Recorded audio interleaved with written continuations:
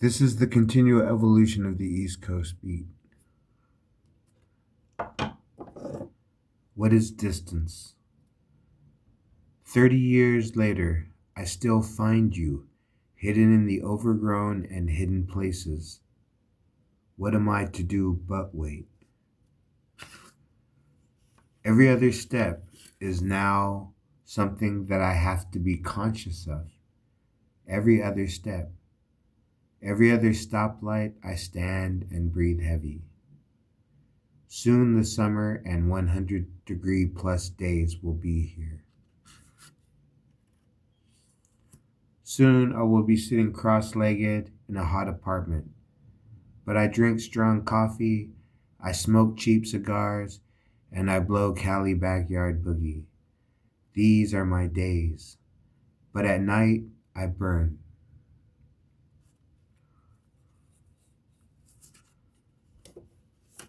And when I dream, I dance in the moonlight. Days pass slow. Years and decades are mere memory. So today I breathe.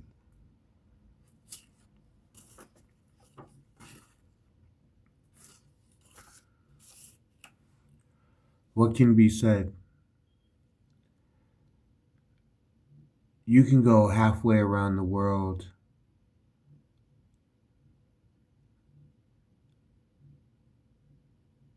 and, half a lifetime later,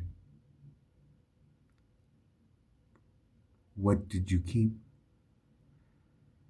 What seed was planted in your garden? You know, um, when I was 17, my aunt planted 50 Russian olive trees in her yard along a fence. And, you know, half of them survived. So that's life, plant 50 trees, half of them survive.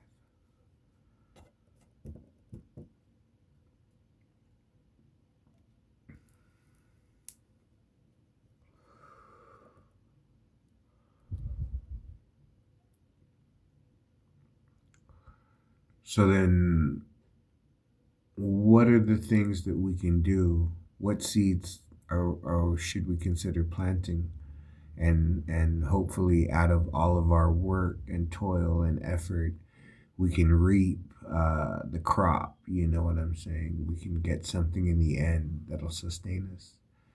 One, try to control your anger, um, just at yourself included. Try not to be so, you know, they say it comes in waves. You know what I'm saying? I understand. In my life, it still comes in waves. Luckily it breaks, but yeah, I get to the point where I'm like, damn, I'm so mad. I'm trying to get other people mad. I'm so this. I'm trying to get other people this. I'm so that. I'm trying to get other people that. But hey, if I'm in a good mood and da da da, and I'm trying to get other people in the good mood, is that wrong? If I,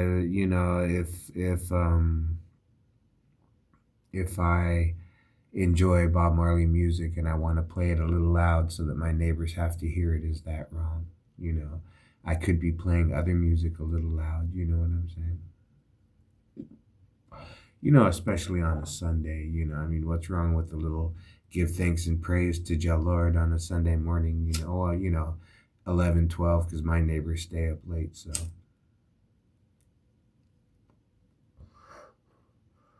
I'll put a little Bob Marley on, sing a couple Bob Marley songs, and do a little dance, and, hey, that's drink a little coffee, smoke a little cigar. The day comes and goes. You know what I'm saying? Um, but I'll still get up and walk to the corner market, you know, or on a Sunday. I might, if I didn't go to my mom's house on Saturday, I'll try to make it on Sunday, unless it's like raining, because I take the bus. So you know what I'm saying. Um, if it's super raining or super hellaciously just bad weather. But I've shown up on some pretty bad days, you know what I'm saying? She's been surprised. So,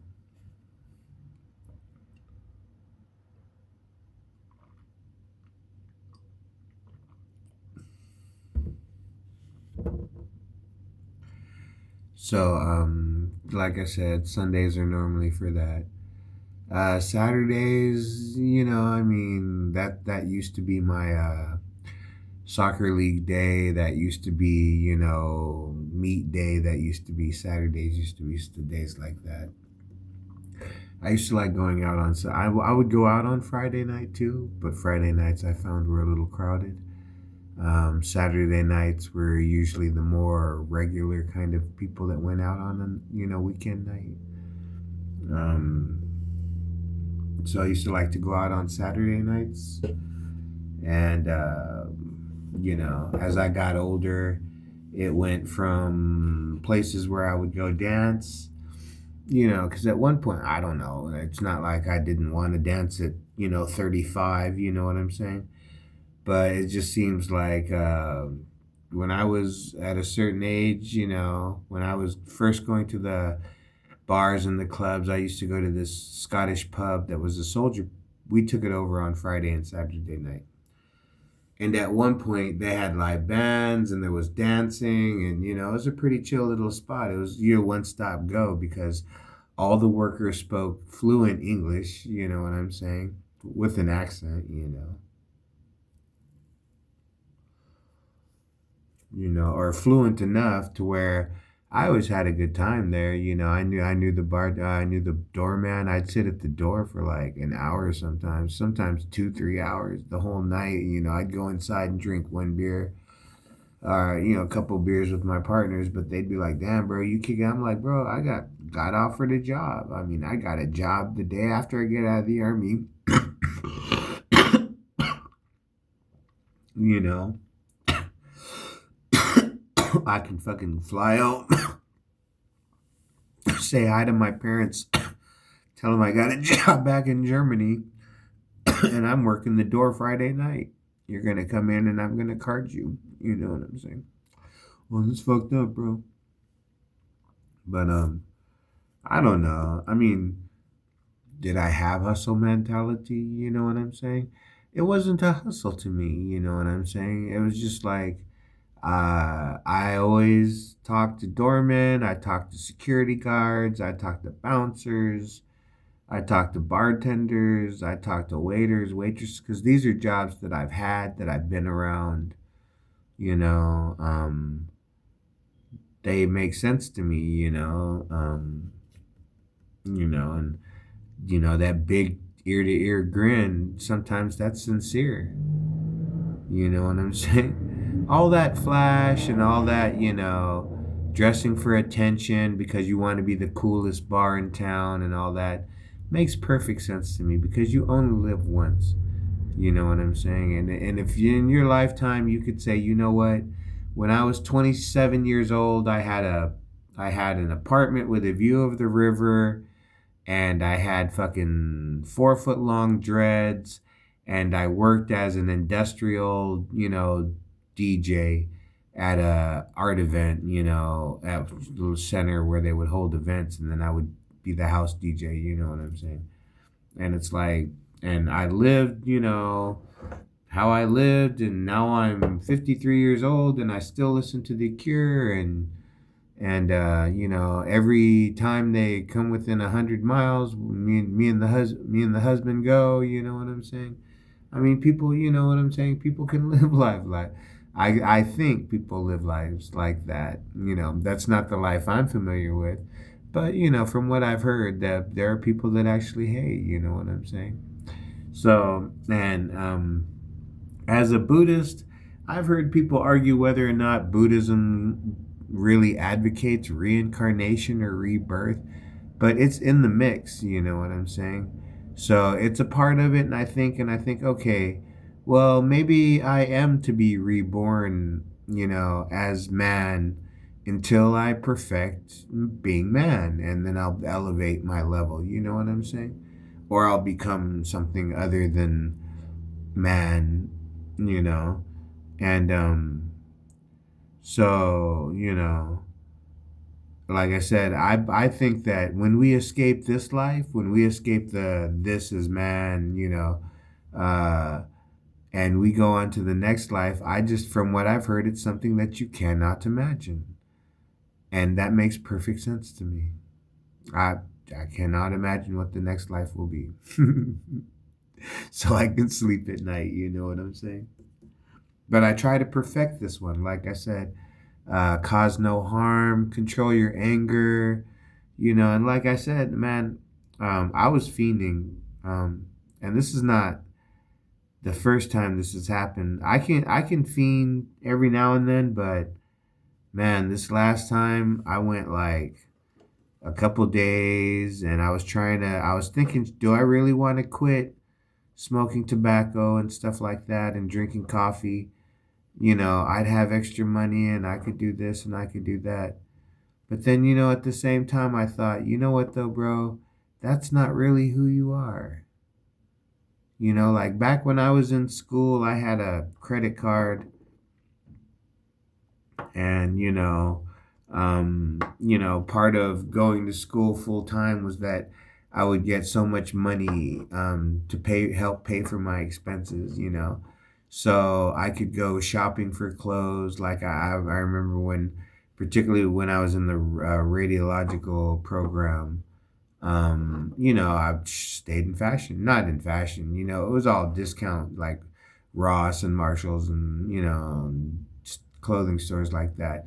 But I would occasionally, go to the 5 for $10 and just buy a bunch of Dickies and some plain white shirts and just walk around with a bald head and be like, yeah, I know you guys probably aren't going to hire me anyways, because from what I've heard, you haven't hired anybody in 8 years. So I'm not going to pay $30 to $50 for a haircut and manicure my beard for the next 2 years. I'm like, if nothing else, I just get the experience. Maybe one day, something will happen and they'll say, hey, if anybody has any X-ray experience at all, would you mind coming in the room? You know what I'm saying? And I could say, you know what?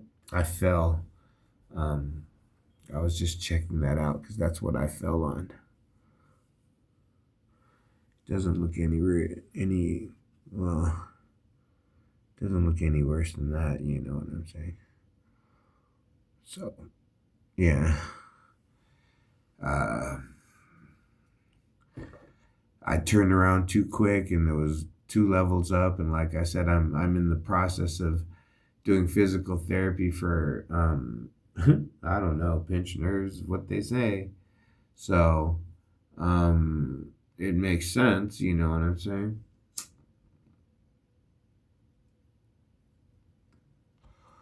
So I'm doing all these exercises, and like I said, it's funny because I remember when I used to play football in high school, I was just naturally like athletic, not like top leer. I was never the best, you know what I'm saying? But I could catch on to what needed to be done, and I could use my body to get it done. I could be a football player, I could play soccer. Not good at basketball because I was only 5'7", and I'd always go up. Like anytime some guy pretended like he was gonna go up, I just go up even though you're gonna be a foot above me, I'm like, I'm not gonna let you just fucking slam on me. I'm still gonna go up, you know what I'm saying?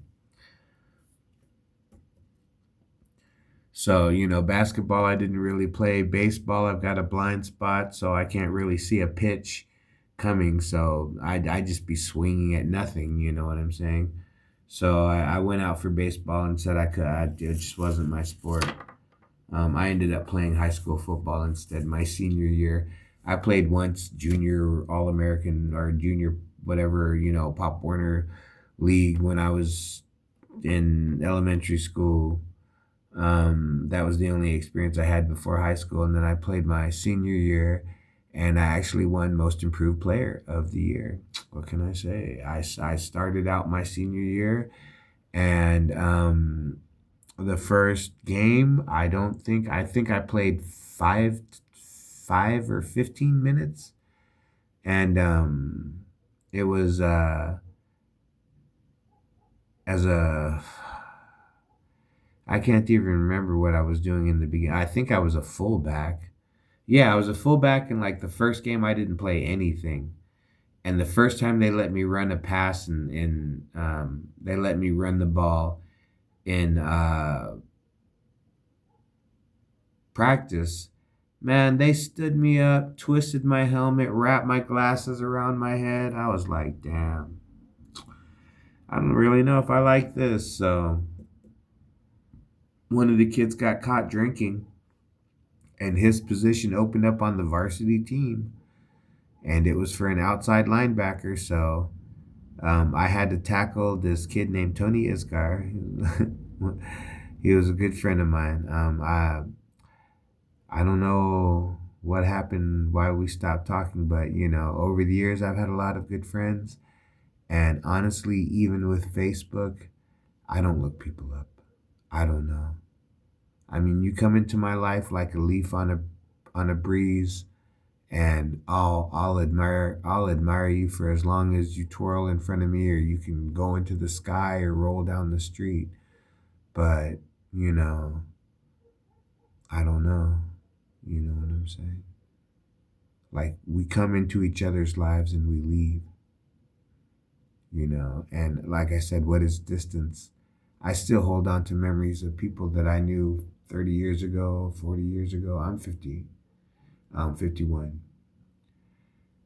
So I hold on to memories of people that I've known for a long time. So what is distance? What is a memory? What is mere memory? What is absolute distance, mere memory? What is all of that when sometimes I can just sit and remember and think and be there and even grow that experience, to know that, okay, if I were to meet this person today, this is how we would start. We would start from here. In my mind, we would start from here. And it's a positive thing because over the years, it's always been a positive memory, even if it was just simple things. It was like, yeah, we were just two people, two kids that met because our families knew each other and we went to Disneyland and then I saw you again 6 years later and I haven't seen you since. But I've asked, my aunt and uncle about you, 2 or 3 times. Hey, whatever happened to that one girl? Not that I'm trying to marry her. It's just, last I remember was watching her blonde hair disappear into the New Mexico woods on the back of an ATV while I was, being too much of a man, and I got mine stuck going too far into the brush. And she just turned around and left me there because I was, brash. And I was like, oh, I'm going to join the army. I got to know how to ride an ATV. You know what I'm saying?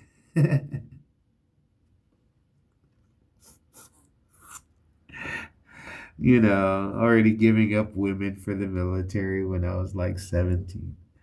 You know, what can I say?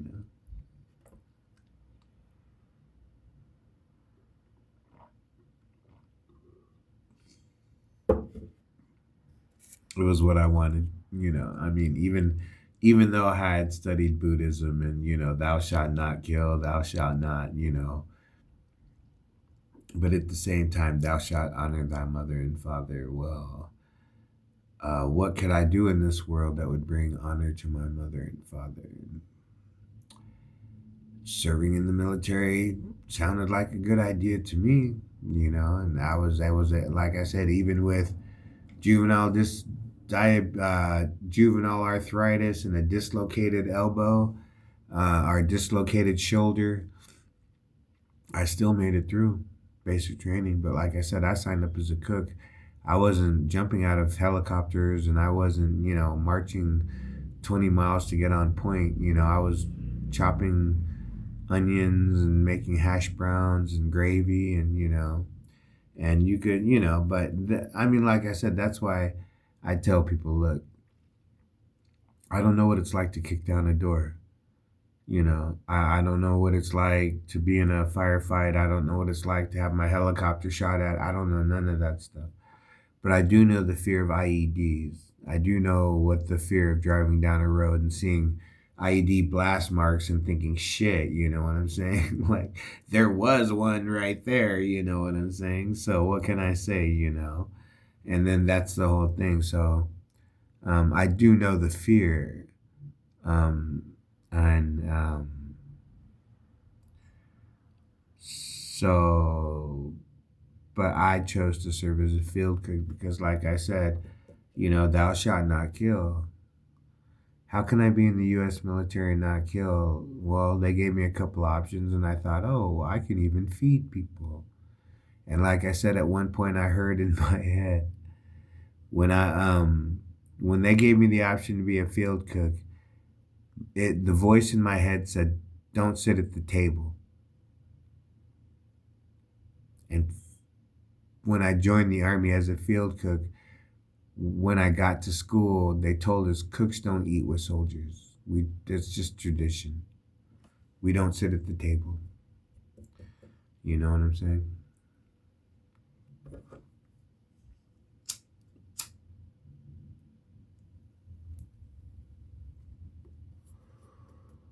But I can honestly tell you, as a cook, um, one guy, he was an old World War II vet. I worked with him at a gas station. He was a Japanese, and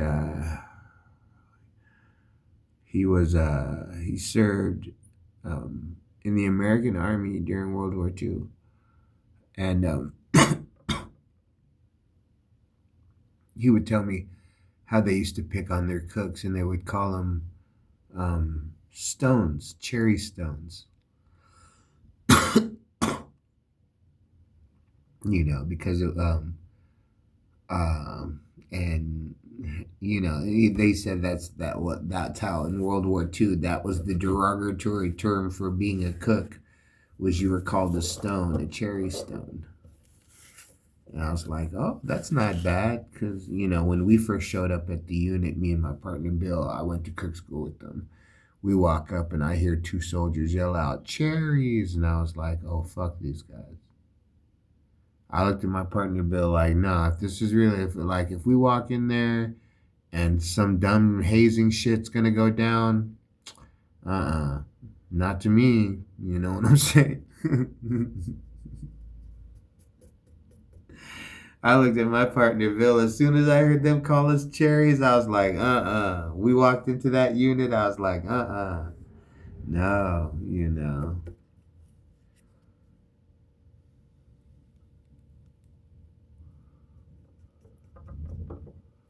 So, but like I said, I ended up getting the worst fight. The worst fight I got into the military with was with my roommate, and he was drunk and he was pushed me in, and he was trying to fight somebody else. And I don't know. Like I said, I was just full of bravado at the time, and you know, don't you're not pushing me, bitch. You know what I'm saying? Couldn't fucking, but you know, I mean, like I said, in the end, when my partner Bill came in the room and Bill goes down and he puts one hand on the guy's arm, one hand on the guy's neck, and then he tells me, sock him or hit him or something like that. I said, Bill, the fight's over, bro. Why'd you even hop in? Like, I had control of his strong arm. You know, if he would have started blasting on me, maybe I would have needed help because this guy was a lot bigger than me. You know what I'm saying? But I was like, at that point, I mean, I was dominating, you know what I'm saying? Like it didn't look like it, but I was still dominating. I had control of his strong arm. His left arm was free, but the way that we were was as easily as he could do anything to me, I could do something to him. You know, it would be his left arm versus my left arm. You know what I'm saying? And like I said, after I fucking tried to obliterate the toilet with his head, I think he realized, oh my God, Habel's fucking serious. And I was like, no, bro. You know what I'm saying? No. I'm not gonna be wearing a fucking apron and handing dudes beers. Like I don't know, you know what I'm saying? Like that's just not what's gonna happen,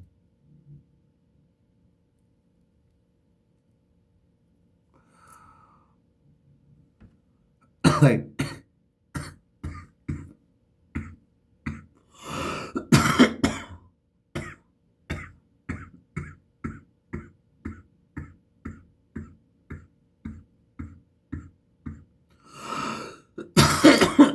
you know,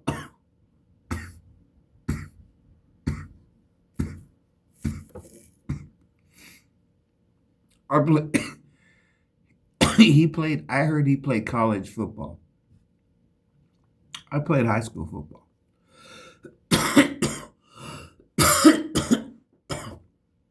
but I also wrestled for a year. So, so when it got down to it, and when we both hit the ground and we started scrambling, I just had more experience. You know what I'm saying? I got better position. I fucking utilized. I was like I said, this guy probably outweighed me by 30 pounds, 35 pounds. You know. Um, Wait, let's see. Yeah, probably about 30, 35 pounds. If I remember right. And it was all muscle. You know what I'm saying? So like I said, I rocked his bell. I was like, boom, morning. You know what I'm saying? Did you really just do that to me? You know, did you really make me have to do this to you? You know what I'm saying? Like, I was just trying to walk by and you just had to push me into the locker while I was holding my girl's hand, trying to get out of here before you beat my roommate up. You know what I'm saying? Like, or your roommate up because I moved into your guys' room. I'm like, and then, like I said, it was just a natural flow. Like I was being cool for a cool minute, but then at a certain point, like my body got shocked and I was like, no, that could have been like, this is getting to the point where um it's getting dangerous. You know what I'm saying? Like any mistake is going to lead to something broken or particularly like I said, he was bigger than me. If he would have started throwing punches, I was not going to probably try to throw punches back. I probably would have just, I don't even know what I would have done at that point. You know what I'm saying? But like I said, he was just trying to wrestle me and bully me and, submit me and do all this other shit. And I just wasn't having it. I had enough experience to get out of that weird angle we came down in. And like I said, I gained advantage and I utilized it. You know what I'm saying? And I got my own room. Yeah. What can I say? The army, like, this is the thing, bro. Okay, imagine you're in the army and everybody in the army is a trained killer, right? You're all trained killers. Like, whatever, you do for the US military, you operate a weapon system capable of killing a man. You know what I'm saying? So you're a trained killer. So we're all trained killers, and it's like, well, who do we got? Like if we had to go head to head with such and such company, who's our best tanks? Who's our best infantry? Who's our best this? Who's our best? All the way down to the cooks and the supply. Oh, if so and so had to fight so and so over that girl, who would win? You know what I'm saying? Like,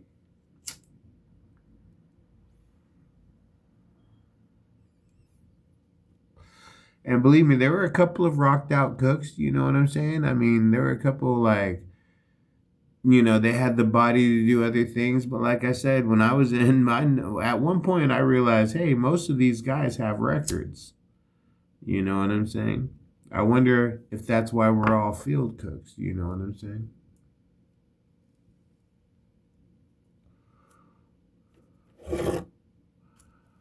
You know,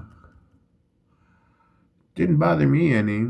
Like I said, I heard that there's this guy named Sam Backman, and he says that narcissists will change who they are in prison and in the military. I've been in juvenile hall and I've been in the military and I've been, living out in the real world and living at my mom's house. And I tell you what, yeah, I am different in the military. You know what I'm saying? I'm different in prison, like I said. When I was in juvenile hall, as soon as they took me to my cell, I just started doing push ups. You know, shirt off, just push ups. You know, when they took me to the yard, they had me on they had me on isolation. You know, because of I guess the crimes I had committed. You know what I'm saying?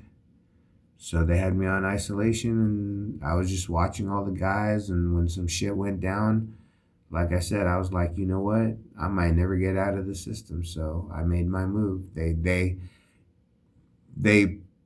gave me a bad proposition. You know that there's no winning either way. You know what I'm saying? So I made my decision, and ended up couldn't even fucking after that couldn't go to school no more. Couldn't eat lunch no more. Back to 23 hours a day in my cell. You know, one 30-minute shower, bathroom break, and two 15-minute breaks. I had like a day and a half of classes, and I got to sit in the main area for some kind of thing. When some guy tried to kill himself, they gave us some kind of, be cool class. You know what I'm saying? Like, hey, it's all good, it's all gravy, guys. And that they let me out for that. That was the first, and I got to meet this one kid, and so, but yeah, I was social isolation, 23 hours a day, ate in my cell, you know. Anyway, like I said, I went from all that to U.S. Army field cook, sleeping in the dirt, sleeping underneath a 5-ton truck. You know what I'm saying? In the freezing ass cold and snow, because that's just how you do it in the field. You know what I'm saying? Army coffee and filterless cigarettes in the morning. Army coffee and filterless cigarettes all day. You know what I'm saying? And you wake up hungry and you go to sleep tired. What can I say? This is the continual evolution of the East Coast beat. We will not be denied.